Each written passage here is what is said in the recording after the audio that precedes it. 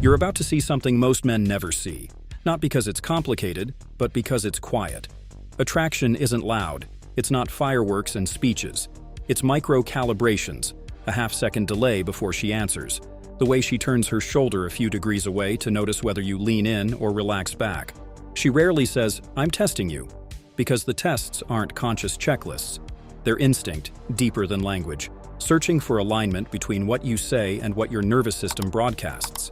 That alignment is congruence, when your words, your tone, your posture, your decisions, and your timing all point in the same direction. You feel inevitable. Not because you push, because you are internally consistent. She can feel that in the first minute. She can feel it again on the third date. And she will feel it most when something goes slightly off.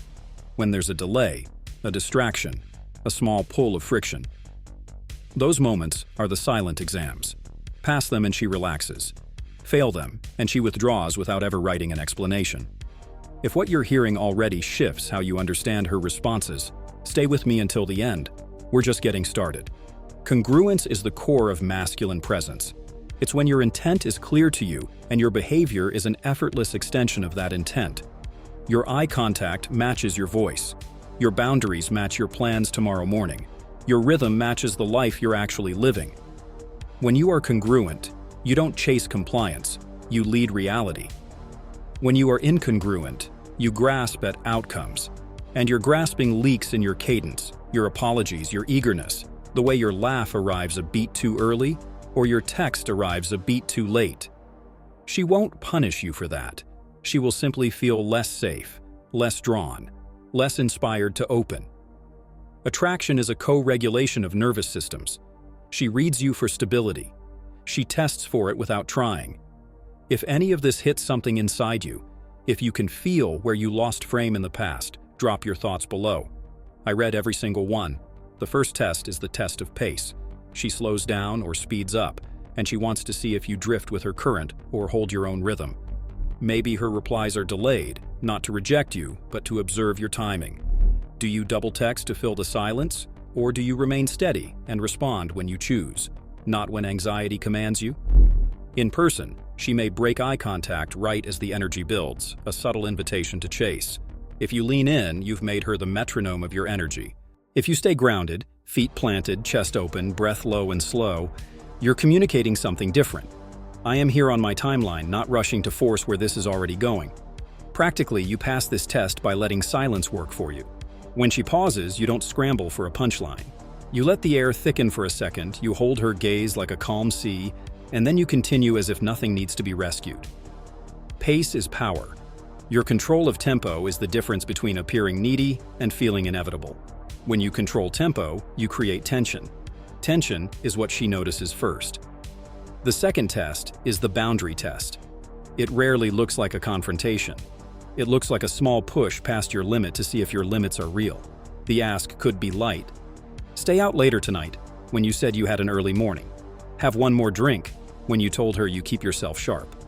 Just come over, when you agreed to meet in public. She's not trying to sabotage you. She's checking whether your words are anchored in something other than her.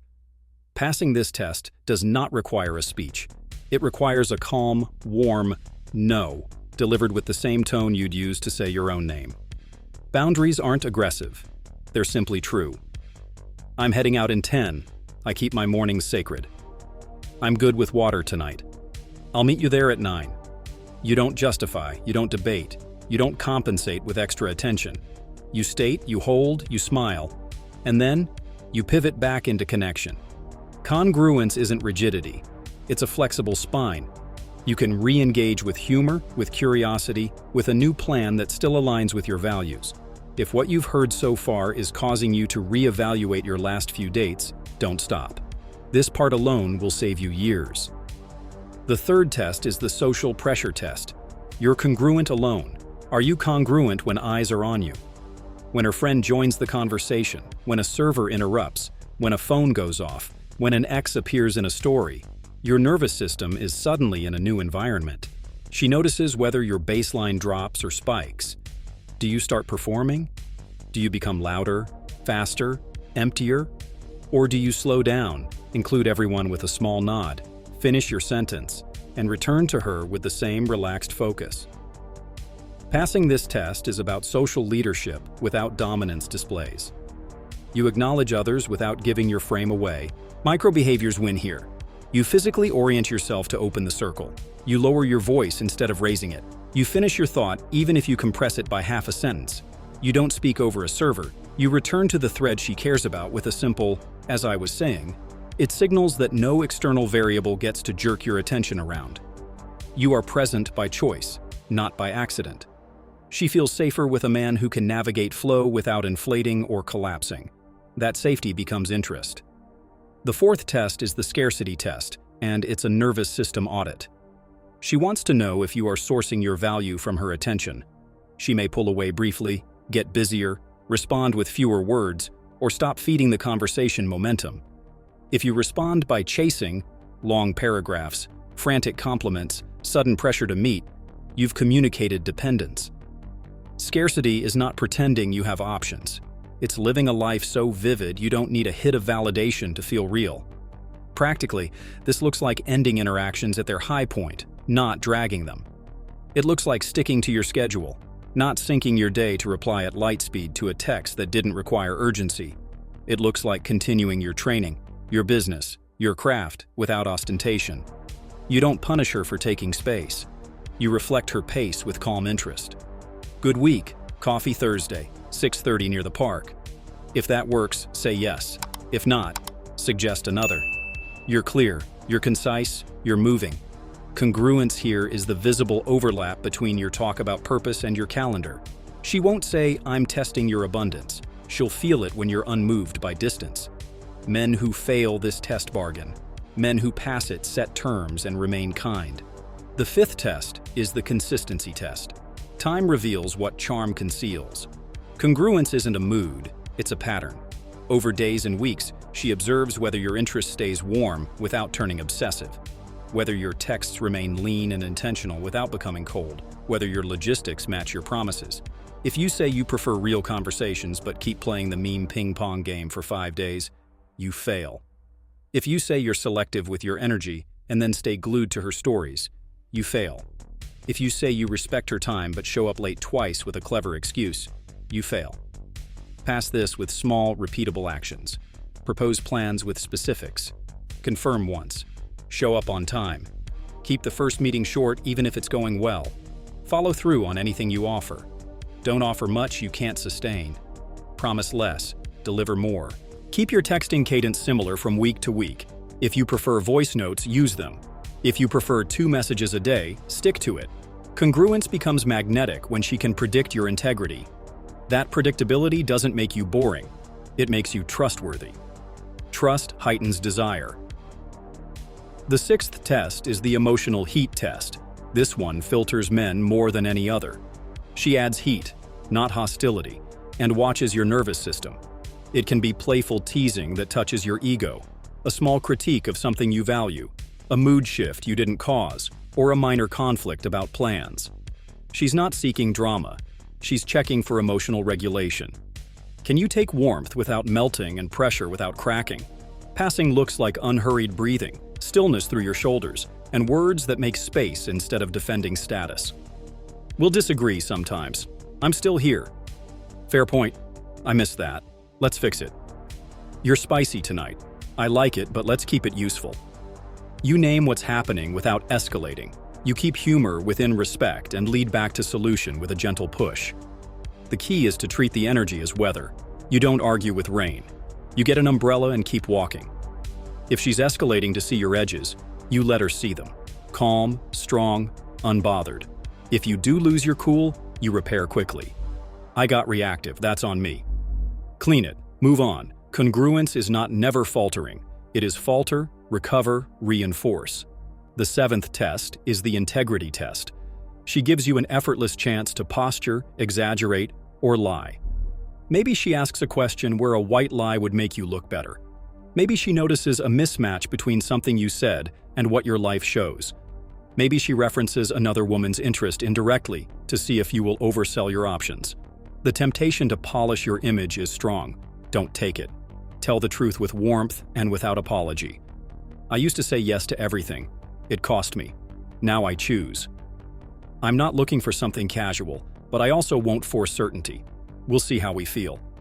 Yes, she messaged me. I didn't pursue it. Integrity doesn't require confessionals. It requires alignment. Your answers are short, clean, and consistent with your behavior. You don't volunteer what isn't asked, and you don't dodge what is. This is where your attractiveness compounds. A man who is principally honest is rarer than a man who is temporarily bold. If this piece alone is landing for you, share it with a brother who needs it. Don't hoard what would make him stronger. Now, even though we've named 7 tests, understand that they overlap, echo, and appear again in new forms. Pace shows up in every interaction. Boundaries are tested by every variable in your environment. Social pressure can arrive on a first date or in a long-term relationship at a family event. Scarcity and consistency braid together to form reliability without neediness. Emotional heat and integrity prove your maturity. Congruence isn't a trick, it's a practice. Build it into your body. Your breath is the first lever. Inhale through your nose as if you're smelling rain from far away. Let the exhale drop your shoulders. From that place, your voice comes out slower, darker, warmer. Your words thin out and gain weight. Your gaze becomes less busy. You don't dart. You observe. You don't pounce. You invite. She will feel this before she parses a single sentence. Let's get tactical without losing the depth. When you approach, establish your baseline with 3 cues. Posture tall through the crown, as if a string lifts your head. Breath into your lower belly so your chest doesn't heave. And eyes that hold, not stare, hold. Long enough to be felt, but short enough to be respectful. Say your opener with a decisive cadence and stop talking. Let silence mark your presence.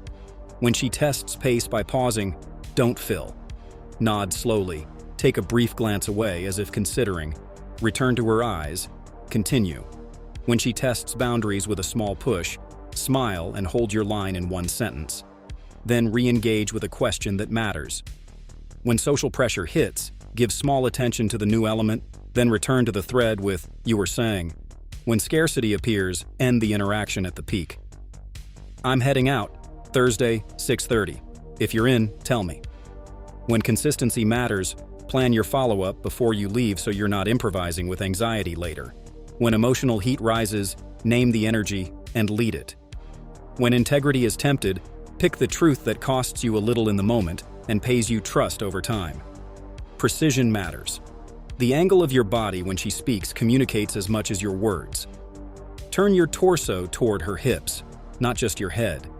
It's grounded and present. Keep your hands visible. Hidden hands read as concealed intent. Speak slightly slower than you do with friends. It signals you're not performing. Avoid filler words when tension builds. They drain polarity. Your smile should arrive from your eyes first. Mouth-only smiles read as pleasantries. When you touch, do it rarely and with congruent timing. A light touch on the elbow when guiding through a door you opened without fuss. A brief palm at the small of her back only when the environment demands navigation. A playful tap on the back of the hand if she teases and you pivot. The touch ends before she has to end it. That communicates respect and control. If you invite her to move with you, across the room to another venue, do it with specifics and a short runway. 2 minutes there, then I'm out. Constraints amplify desire because they communicate you're in motion with or without her. You are the river. She chooses whether to step in. Your words create frames, your actions prove them. Your timing seals them in her nervous system. If you say you're selective, be selective. Don't like every photo. Don't reply instantly to low-signal messages. Don't schedule back-to-back availability. If you say you value your craft, your mornings should reflect that. If you say you want a woman with standards, reward her standards. Acknowledge when she sets a boundary cleanly. I respect that. Congruence recognizes congruence. This is not strategy as manipulation, it's strategy as clarity. You're aligning your behavior with your hierarchy of values. Women feel relief in the presence of a man whose behavior is anchored to something deeper than approval. A powerful way to lock this in is to choose 3 personal non-negotiables and 3 flexibles. Non-negotiables could be, I don't cancel training for dates, I don't drink past 2, I don't stay where respect isn't mutual. Flexibles could be location and time, who reaches out first after a good date, whether we meet friends early. Share your non-negotiables indirectly through behavior and mention them casually when relevant. Share your flexibles with generosity. I can do downtown or east side. Your call. Mastery is knowing where you won't bend and bending everywhere else without ego. This is how you pass the boundary test without becoming rigid, and the consistency test without becoming stale. Let's talk about the subtle art of de-escalation that still preserves polarity. If she sharpens her tone, you soften yours without collapsing. If she withdraws a little, you reduce your attention slightly but keep your warmth. If she makes a strong claim, you acknowledge the part you can grant and move the conversation forward. I see that. Let's do this. The masculine error is either to fight or to fold. Congruence does neither. It absorbs and directs. You are the frame that welcomes her full expression without being rewritten by it. That's the emotional heat test passed with style. There's also a micro test woven through all 7, the calibration test. She notices whether you adjust to feedback or bulldoze. When she gives a short answer to a topic, do you keep drilling it or pivot? When she lights up at something, do you expand it? Calibration is how you show intelligence without bragging. It says you're present enough to respond to information. The key is to calibrate without abandoning your path. You can pivot topics while keeping your pace, your boundaries, your tone. You can expand what lights her up while holding your lead in logistics. You can slow your speech while keeping your decision to leave on time. That's advanced congruence, adapting without losing shape. Men often ask, what do I say? The better question is, what do I embody while I'm saying anything? Your presence is a mix of 3 elements: intent, attention, and allowance. Intent says, I know what I want. Attention says, I'm with you here and now. Allowance says, you are free to be yourself without me flinching. When those 3 line up, you become the safest place for her expression and the strongest container for her desire. Language becomes simple. You don't need scripts because your nervous system is the script. If what you're hearing is rewriting how you've been approaching conversations, stay with me until the end. The next minutes will consolidate this. Audit your life for congruence leaks. Where do you say yes when you mean maybe? Where do you promise follow-ups you don't deliver? Where do you pretend to be okay with casual when you want depth, or pretend to want depth when you're auditioning for casual? Congruence begins with honesty to yourself. From there, you build behaviors that reflect that truth. If you want depth, set conditions that produce depth. Earlier meetings, no intoxication, quieter environments, activities that reveal character rather than dazzle. If you want exploration, set boundaries that prevent entanglement, lean logistics, lower frequency, no future faking. When you live the truth, you stop managing impressions. The tests become easy because you're not performing. You are simply visible. Remember, she isn't your opponent. She is not trying to trick you. She wants to feel your solidity so that she can relax into her own expression. These tests are her way of asking the question she can't phrase directly. Can I trust the bridge of your presence? Your job isn't to convince her, it's to be the bridge and let her notice.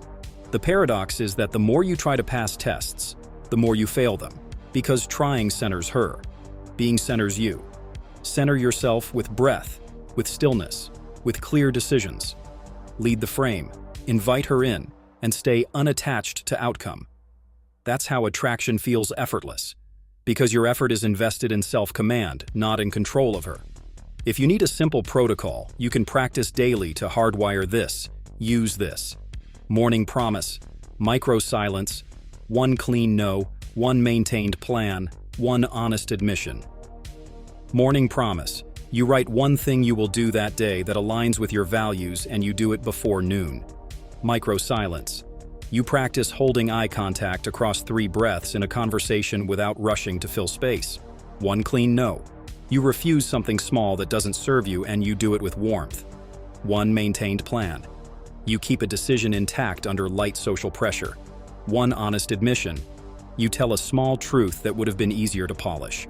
Do this for 30 days and your nervous system will broadcast congruence without you thinking about it. Let the final reframe land.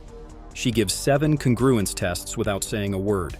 Pace, boundaries, social pressure, scarcity, consistency, emotional heat, and integrity. They are not obstacles. They are invitations. Each one asks you to become more of yourself. Each one offers you the chance to lead, not by force, but by steadiness. Passing them doesn't earn you a woman, it earns you yourself. And paradoxically, that is what draws a woman closer than any line ever could. If this hit you, if somewhere in this you felt the click of recognition, where you saw exactly where you gave your frame away and exactly how you'll hold it next time, say it below. The articulation is part of your integration. And if you know a brother who needs this, send it to him today. Don't keep it to yourself. The world changes one congruent man at a time. Here's your final cue as you walk back into your life. Breathe as if each inhale drops a weight into your belly. Stand as if a wire is pulling the crown of your head up through the room. Speak as if every sentence costs you $1 and every silence earns you $2. Touch sparingly and with intention. End interactions at their peak. Keep your morning sacred and choose truth when the easy lie would polish your image. Do that and you won't have to pass tests. You'll simply be the man whose presence answers them before they're asked. If what you've absorbed tonight is shifting how you see yourself, stay with me in this path. Subscribe, leave your mark in the comments, and share this with the men you want beside you. We're only getting started.